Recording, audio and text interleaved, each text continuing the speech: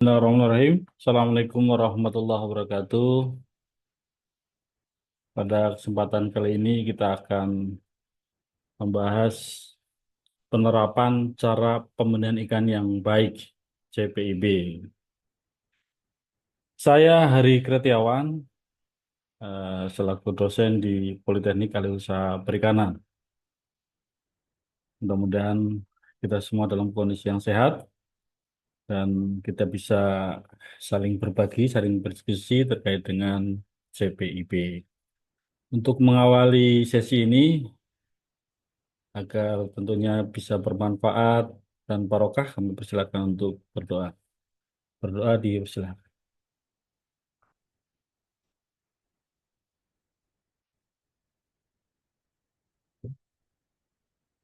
Alhamdulillah, Rabbil Alamin. Baik, eh, kita mengawali ini CPIB. Mungkin apa itu CPIB? Cara pembenihan ikan yang baik. Ya, ada CPIB. C-nya cara. Cara itu identik dengan pedoman. Ya, cara pedoman. Kemudian pembenihan ikan adalah pembenihan ikan, pengembangbiakan ikan. Kemudian baik, sering kita dengar halalan toiban.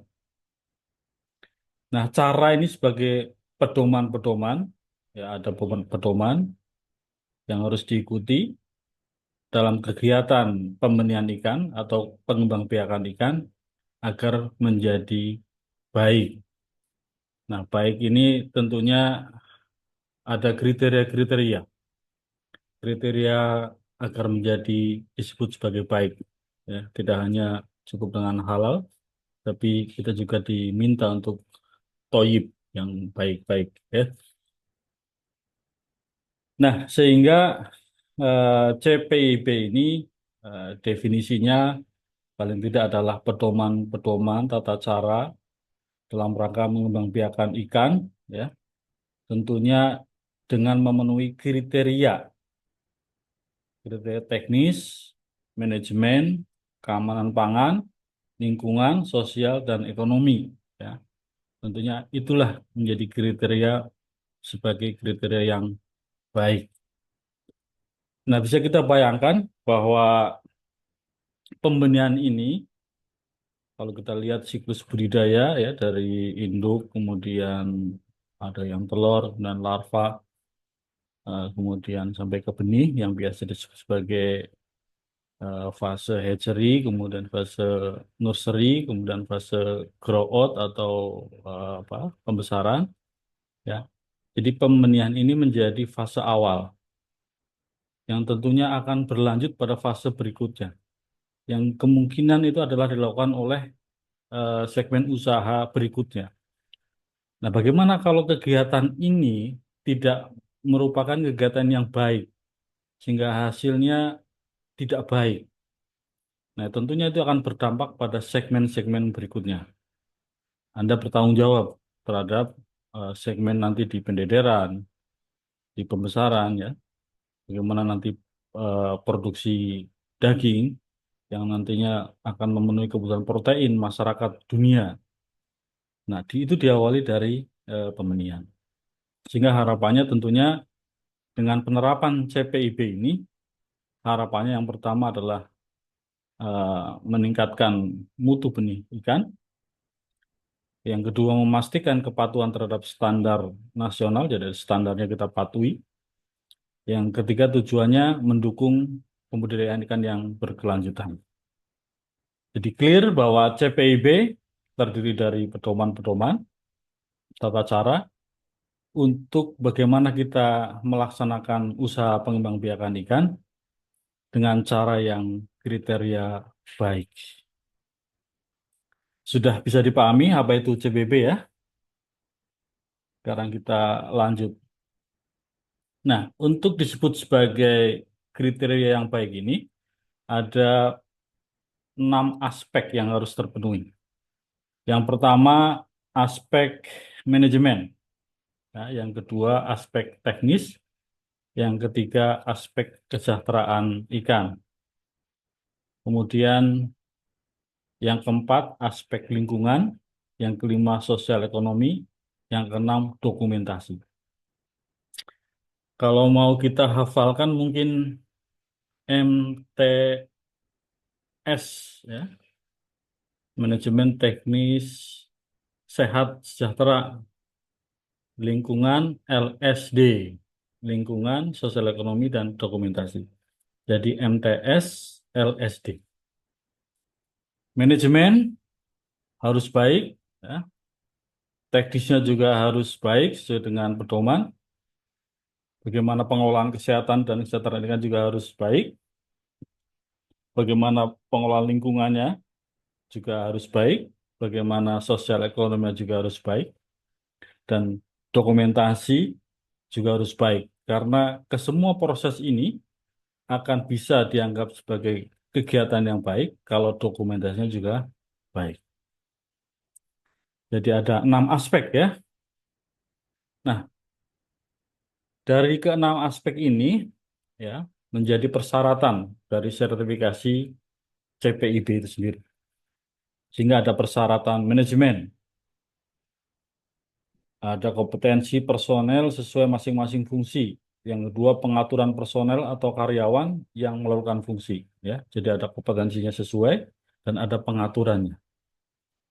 Kemudian untuk persyaratan teknis, ya di dalamnya ada bagaimana lokasi dan tata letak, prasarana dan sarananya, kualitas airnya, bagaimana pengelolaan induknya, bagaimana pengelolaan benih, panennya bagaimana, pengemasan dan distribusinya seperti apa, dan pakannya yang digunakan bagaimana, manajemen pakannya. Nah, ini harus memenuhi kriteria. Kemudian bagaimana dengan aspek kesehatan dan kesejahteraan ikan. Tentunya harus ada sarana dan penerapan biosecurity. Ya, biosecurity-nya harus bagus. Kemudian yang kedua, monitoring hama dan penyakit. Yang ketiga, pencegahan dan pengobatan. Itu beberapa subkriteria dari eh, kesehatan dan kesejahteraan ikan. Selanjutnya, pengelolaan lingkungan. Di dalamnya ada sanitasi lingkungan dan bagaimana melakukan pengolahan limbah. Jadi sebagai kegiatan apa perikanan ya, segmen pembenihan ini juga tentunya ada limbahnya. Apa itu limbah? Limbah itu adalah semua input yang diberikan selama proses, namun tidak ikut dalam panen. Jadi inputannya udah jelas, di situ ada inputan pakan, ya, ada inputan air, ada inputan induk ikannya itu sendiri, ya. Ada beberapa yang bisa dipanen, ya, jadi telur, jadi larva, ya, tapi ada juga yang tidak ikut dipanen, ya. Pakan yang diberikan menurut hukum termodinamika, energi tidak dapat dimusnahkan, energi dari pakan keluar juga menjadi energi feses, energi urin, energi metabolisme, dan tentunya ada energi sisa metabolisme. Yang sering kita dengar adalah amonia. Ya. Nah, bagaimana cara mengolah limbah itu sendiri? Selain itu juga ada limbah-limbah lain yang dihasilkan ya, perlu kita identifikasi bagaimana limbah padatnya, ya. Ada limbah-limbah padat misalnya bagaimana kemasan-kemasan yang kita gunakan. Ya, biasanya pergerakan ikan itu menggunakan kemasan-kemasan. Nah, bagaimana mengelola limbah kemasan itu, misalnya begitu ya. Jadi bisa jadi ada limbah padatan, ada limbah cair ya. Kemudian yang terakhir persyaratan dokumentasi. Itu prosedurnya harus terdokumentasi, kemudian rekamannya ya. Rekaman itu sebagai bukti dari pelaksanaan prosedur itu sendiri. Nah, itu semua harus terdokumentasi. Nah, kalau ini terdokumentasi, maka seluruh aspek yang lain, ya sebelumnya, ada 5 aspek sebelumnya, itu bisa dipastikan berjalan dan sesuai dengan kriteria yang diharapkan. Nah, yang pertama, manajemen. Ya, manajemen. Yang paling penting dari manajemen ini adalah komitmen pimpinan. dari unit pembenihan. Nah, komitmennya bagaimana? Ya, harus memberi bukti komitmennya pada saya siap menerapkan CPIP ya. Ini harus dari pimpinannya, dari pucuk pimpinannya. Dia harus punya komitmen untuk menerapkan CPIP. Nah, setelah diterapkan CPIP-nya juga harus melakukan perbaikan berkelanjutan.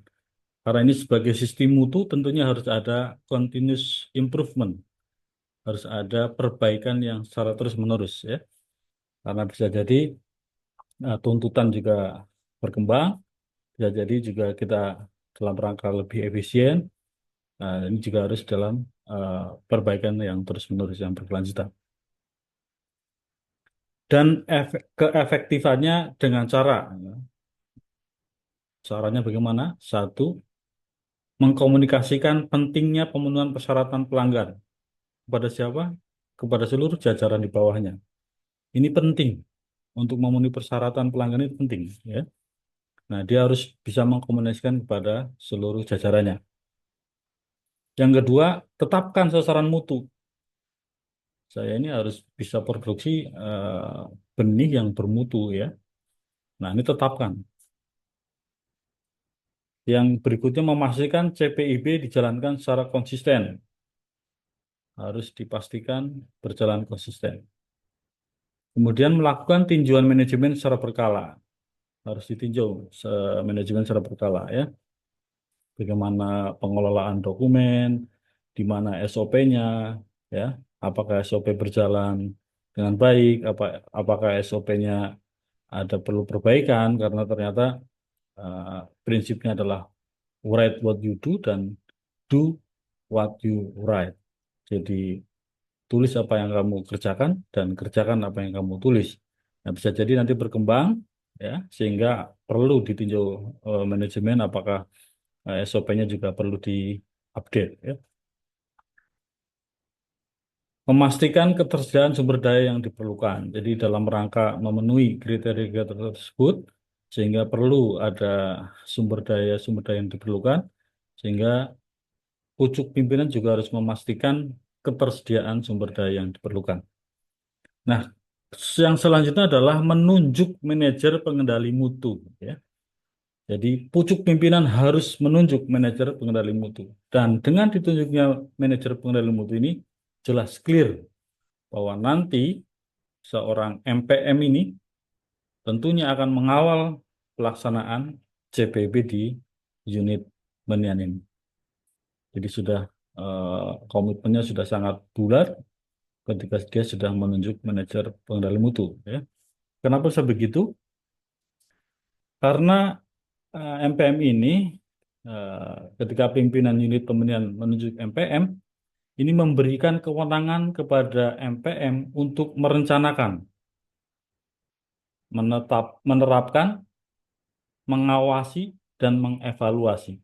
Ya, jadi sudah direncanakan, kemudian diterapkan, diawasi, dievaluasi. Unit pembenihan memenuhi persyaratan CPIP. Jadi kalau sudah ada MPM-nya, insya Allah CPIP ini akan berjalan ya. Sehingga jelas dengan komitmen pimpinan menunjuk MPM ini berarti komitmennya sudah sangat baik sudah dilaksanakan. Nah, apa kriteria MPM ini? MPM ini kriterianya sebagai penanggung jawab mutu.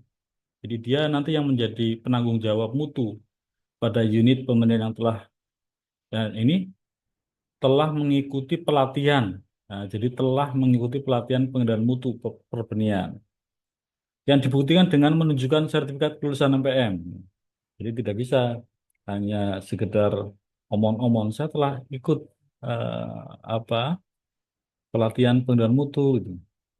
Saya telah bekerja di perusahaan A, perusahaan B. Saya sudah jadi pengendali mutu. Nah, itu tidak bisa, ya. Harus dibuktikan dengan sertifikat kelulusan MPM. Jadi siapa MPM? MPM adalah person ya yang ditunjuk sebagai penanggung jawab mutu di unit pembenihan ikan ya, dan dia telah mengikuti pelatihan dan dibuktikan dengan se- sertifikat kelulusan MPM, ya. Nah, apa tanggung jawab dan wewenang MPM? Ya, yang pertama, mempunyai akses komunikasi langsung dengan pimpinan unit perbenihan. Jadi dia punya akses langsung, ya, dengan pimpinan unit perbenihan. Karena apa? Karena dia nanti akan merencanakan ABCD, akan menerapkan, mengawasi, mengevaluasi bahkan nanti, ya. Ini kalau tidak punya akses langsung kepada pimpinan nanti nggak jalan, ya. Harus punya akses langsung. Yang kedua, ditunjuk dari internal atau eksternal unit perbenihan. Jadi boleh diambil dari internal maupun dari eksternal. Misalnya di internalnya nggak ada, kita boleh menunjuk MPM dari eksternal. Kemudian memberikan pemahaman persyaratan CPIB dan memastikan semua personil melaksanakan CPIB secara konsisten. Nah, kasih pemahaman terhadap anggotanya. Mungkin di unit perbenihan ini ada bagian-bagiannya.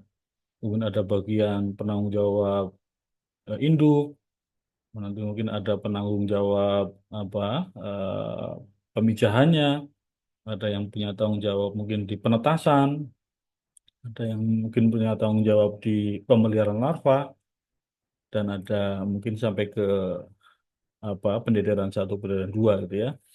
Dan masing-masing penanggung jawab ini bisa jadi juga ada teknisinya, ada personil lapangannya. Nah, terhadap semua personil ini harus diberikan pemahaman, ya, bagaimana syarat CPIB dan memastikan semua personil melaksanakan CPIB secara konsisten. Ya, jangan cuma di awal-awal karena mau sertifikasi sangat konsisten, namun ketika sudah dapat sertifikat ternyata nanti hilang konsistensinya, ya nanti bisa dicabut lagi. Kewenangan berikutnya adalah melaporkan kepada pimpinan unit perbenihan tentang penerapan CPIB. Ini harus melaporkan kepada pimpinan, ya. Karena nanti tentunya pimpinan juga punya kewajiban melaporkan, ya, secara berkala tentang penerapan CPIB sendiri. Jadi MPM juga harus menyiapkan laporannya.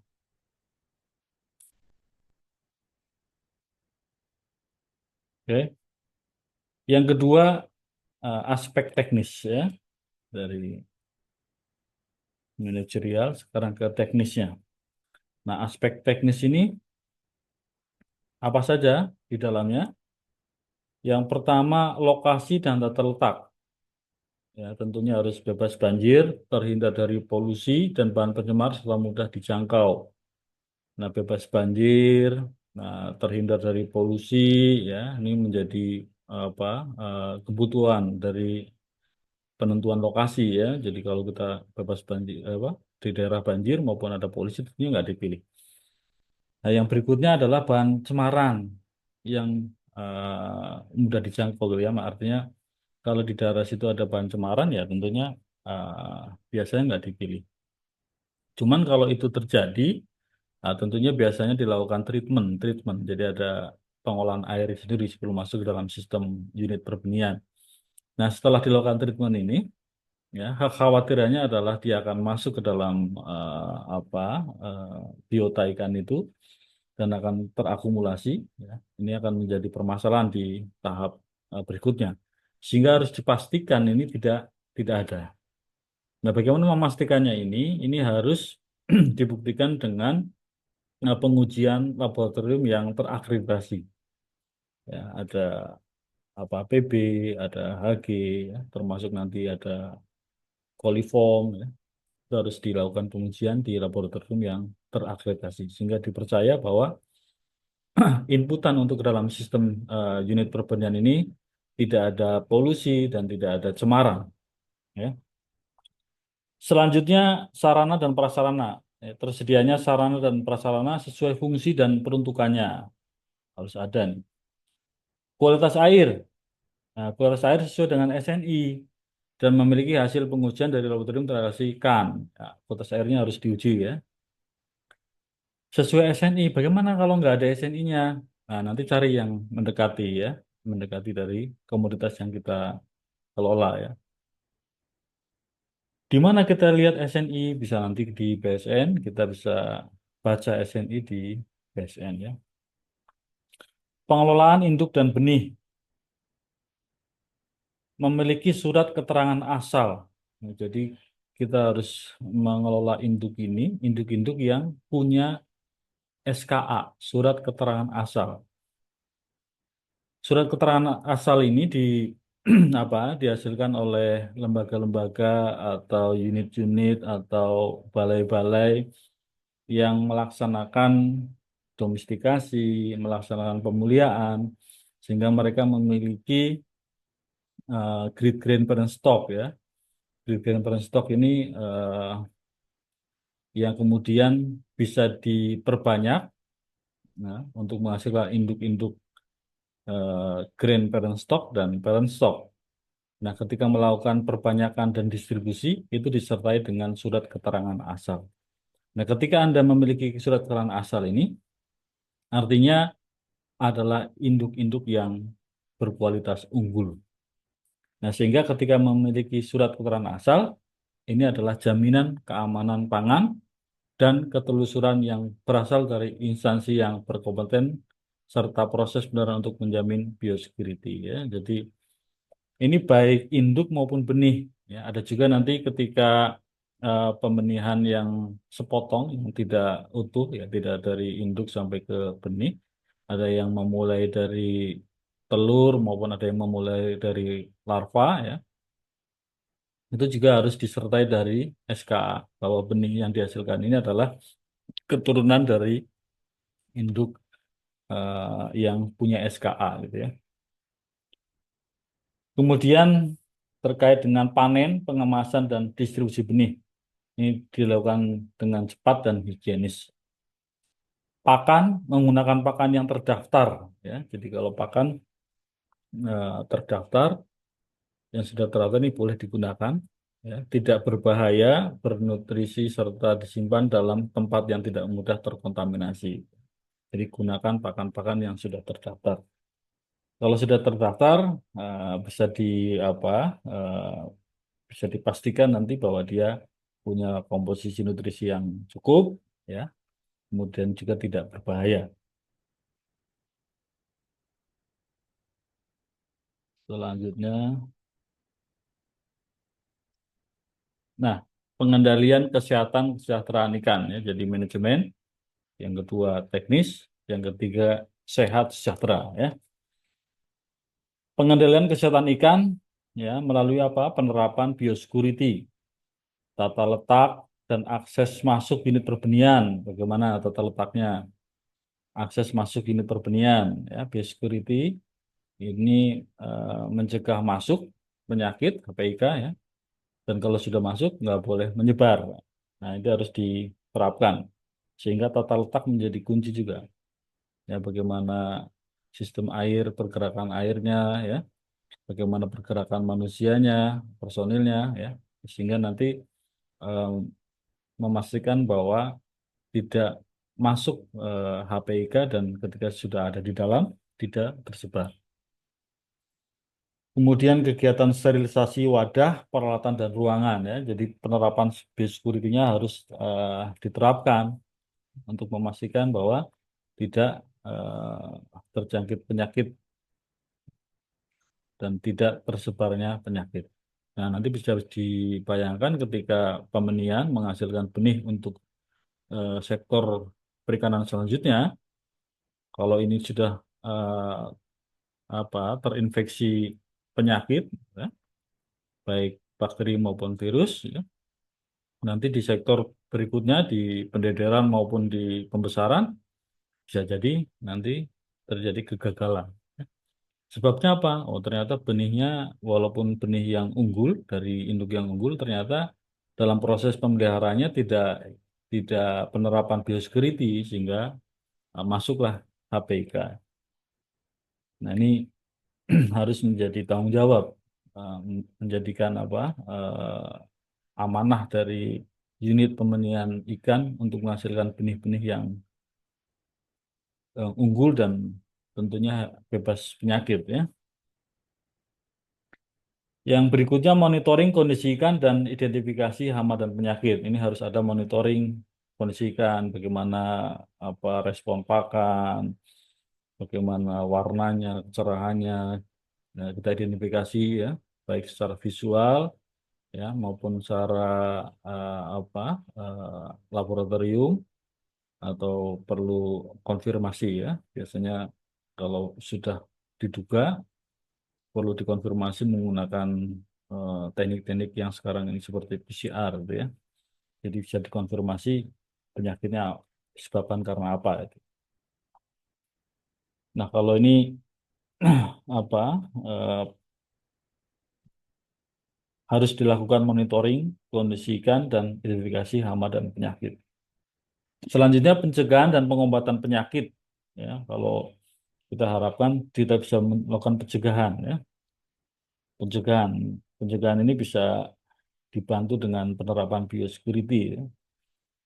Ada cegah dan kalau misalnya sudah ada yang sakit, kalau bisa diobati kita obati ya. Tapi kalau nanti kasusnya adalah HPK golongan satu, ini juga harus dimusnahkan.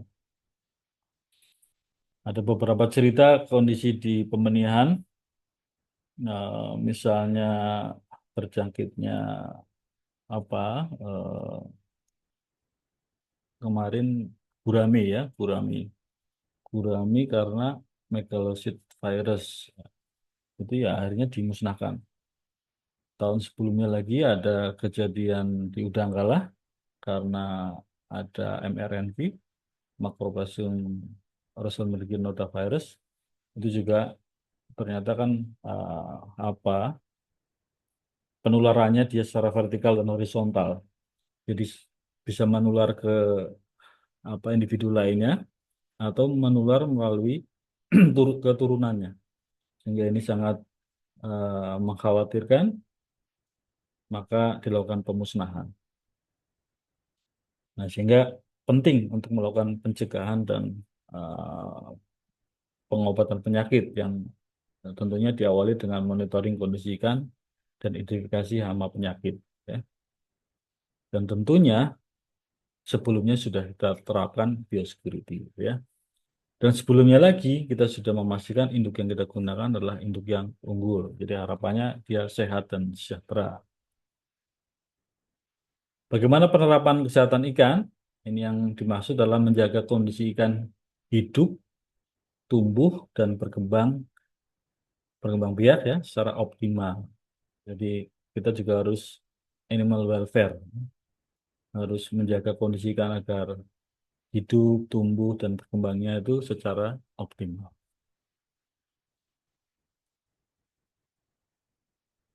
Selanjutnya ke limbah ya. Jadi kalau tadi aspek lingkungan. Nah, terkait dengan limbah ini yang perlu diperhatikan adalah ini pengelolaan limbah sesuai peraturan yang berlaku ya. Harus sesuai dengan peraturan yang berlaku. Pertama, identifikasi potensi limbah, aktivitas perbenihan terhadap lingkungan sekitar ya.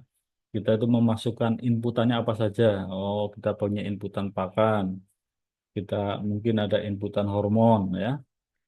Ada yang disuntik-suntik biasanya pakai apa? Ovaprim, HCG gitu ya. Itu juga harus dikelola dengan baik. Jangan sampai nanti menyebabkan namanya endocrine disruption. Jadi ada apa? Disrupsi akibat endokrin hormon ya. Jadi ada kelainan hormonal akibat kita membuang hormon di lingkungan. Yang berikutnya, sarana dan prasarana pengolahan limbah tersedia untuk dapat memenuhi baku mutu lingkungan yang disyaratkan. Sarana prasarana pengolahan limbahnya itu harus tersedia. Kalau misalnya kita identifikasi ada limbah misalnya ikan mati, yaitu kita harus punya penguburan ikan. Jadi punya media pemusnahannya ya. Pemusnahan itu diatur ada tiga, ya. Bisa menggunakan bahan kimia, ya, biasanya klorin atau formalin, kemudian dimusnahkan dengan apa? dibakar, ya insinerator bisa kalau apa jumlah yang kecil biasanya pakai insinerator atau dibakar ya, dibakar ya. Insinerator itu ada alatnya, kalau dibakar biasanya dibuatin lubang, kalau jumlah yang besar itu dibakar. Kita bikin lubang di tanah atau yang berikutnya dikubur ya. Jadi kita harus punya sarana ini ya. Kemudian yang ketiga, melakukan pengelolaan limbah padat dan cair secara higienis dan efektif sesuai dengan peraturan yang berlaku. Ya. Jadi sanitasi diterapkan pada sarana prasarananya harus higienis, harus kita apa sterilisasi lingkungan dalam dan luar ya. Itu maksudnya di unit perbenihannya maupun di sekitar unit perbenihan ya. Dan personilnya juga. Jadi harus ada ya cuci tangan, bagaimana kita melakukan hand sanitizer misalnya atau menggunakan apa rendaman kaki ya. Jadi kalau kita masuk kita rendam kaki yang tentunya kakinya sudah menggunakan sepatu boot misalnya gitu ya. Ini juga harus kita atur ya sehingga memastikan memberikan keyakinan bahwa tidak membawa penyakit ke dalam unit perbenihan kita.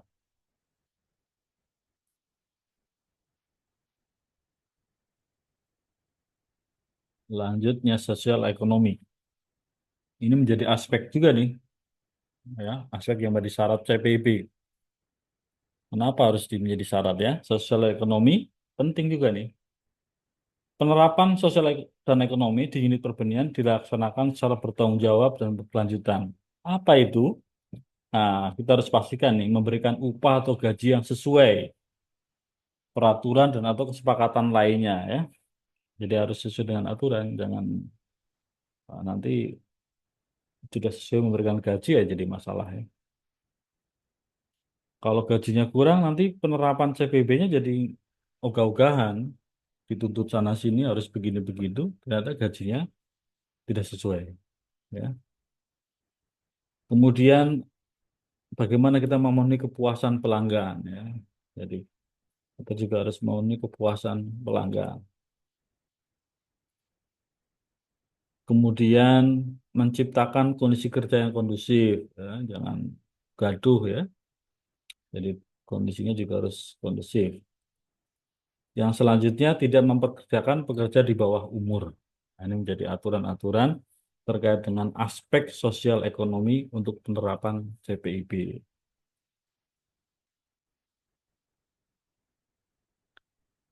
Nah, ini sudah kita ulas lagi tadi kesejahteraan ikan, lingkungan. Yang terakhir adalah dokumentasi. Nah, dokumentasi itu ada dua, prosedur dan rekaman. Prosedur ini mutakhir ya. Prosedur itu maksudnya SOP-nya harus mutakhir ya.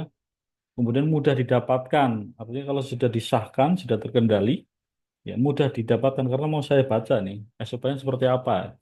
Misalnya saya lagi mau panen telur, ternyata harus didesinfeksi. Nah, bagaimana caranya? Nah, itu kita harus baca di SOP-nya. Syukur-syukur nanti bisa dibuatkan SOP dalam bentuk gambar sehingga mempermudah ya, walaupun yang dalam bentuk SOP yang terkendali juga harus harus dikendalikan, boleh dibuatkan dalam SOP bentuk gambar juga. Sehingga ketika melaksanakan kegiatan bisa langsung dilihat, oh SOP-nya seperti ini. Kemudian pengendalian dokumen dilakukan pada setiap tahapan proses produksi untuk ketelusuran. Harus selalu dikendalikan. Ya.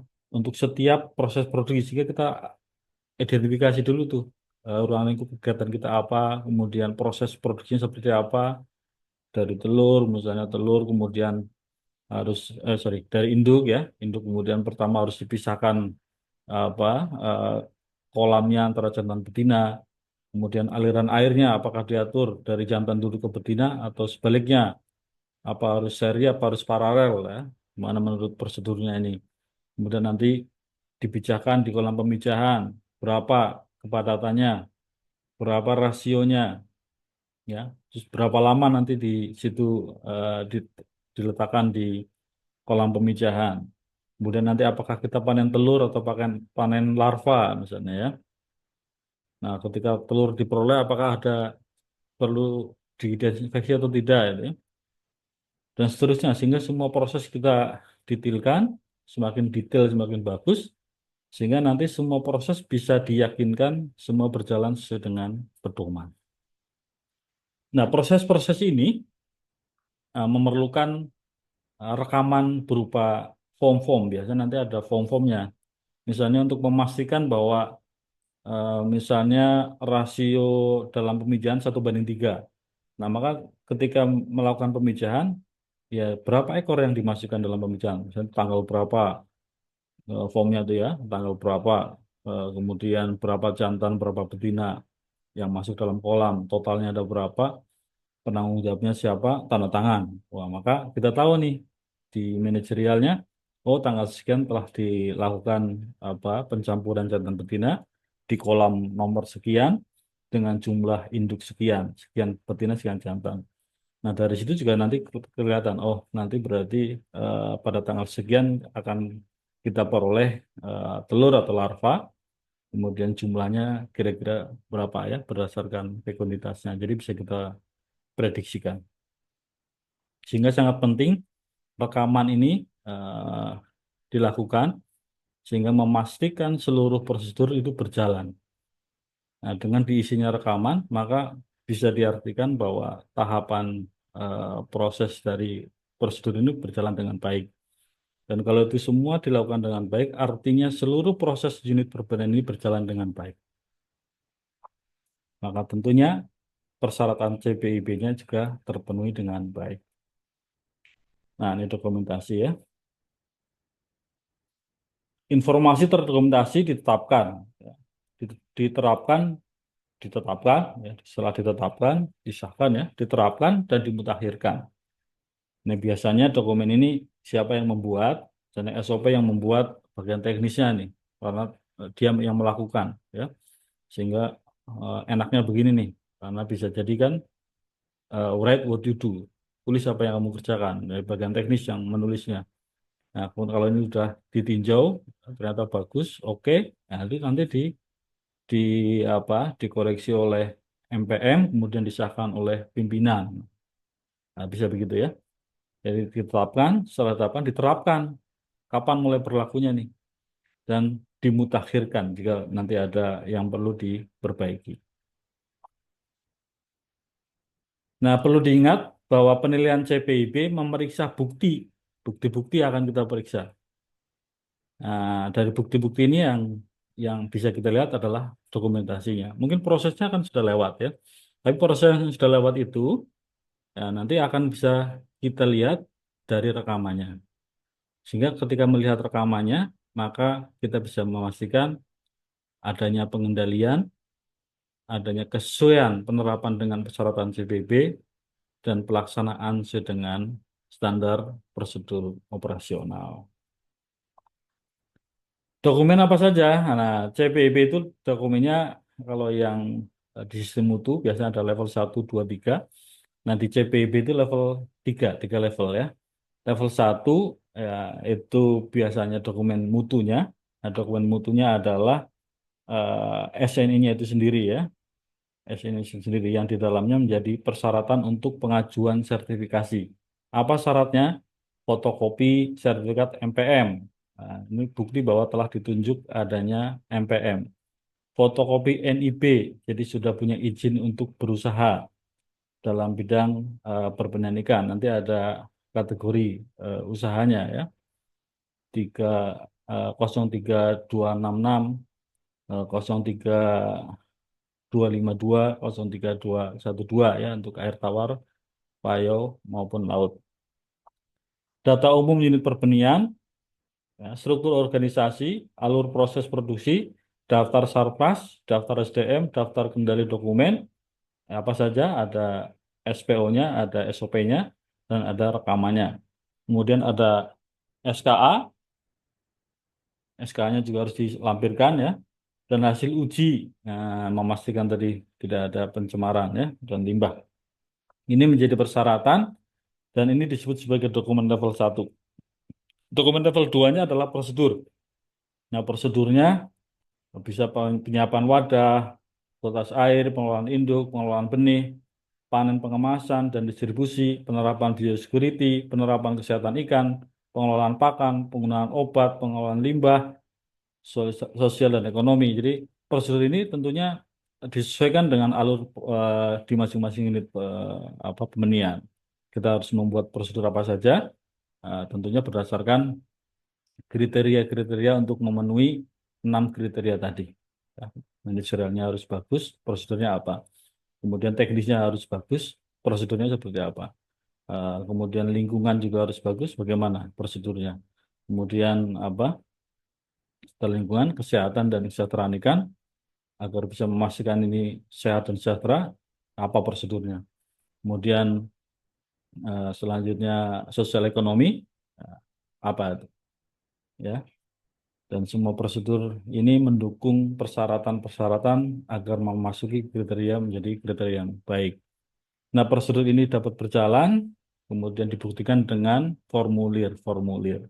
Nah, formulir rekamannya ini misalnya penyiapan wadah, pengelolaan kualitas air, pengelolaan induk, pengelolaan benih, panen, penerapan biosecurity, pengendalian kesehatan ikan, pengelolaan pakan, penggunaan obat, pengelolaan limbah, kepuasan konsumen, ya, karena dari sosial ekonomi kita mau lihat kita punya komitmen untuk memenuhi kepuasan konsumen dan pengaturan karyawan upah gajinya. Saya rasa itu yang bisa saya sampaikan. Silakan kalau ada yang mau didiskusikan. Mudah-mudahan kita sudah paham, ya, sudah mengerti terkait dengan CPIB, cara pembenihan ikan yang baik, dan mudah-mudahan dapat ditularkan, ya, sehingga kita punya tanggung jawab untuk keberlanjutan perikanan sebagai penyedia protein hewani untuk masyarakat Indonesia dan dunia. Perikanan budidaya untuk masa depan kita. Terima kasih. Assalamualaikum warahmatullahi wabarakatuh.